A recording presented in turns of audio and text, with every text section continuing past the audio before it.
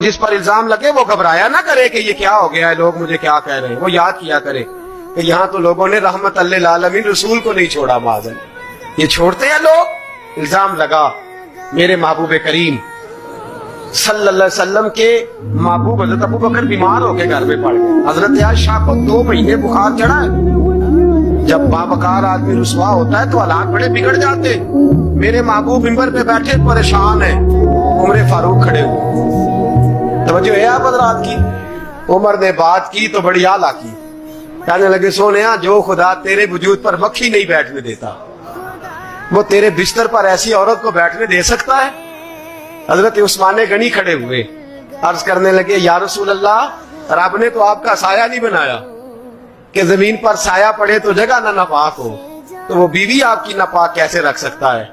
مولا کائنات، شیر خدا، امام الاولیاء اپنی والدہ کے اعزاز میں کھڑے ہوئے.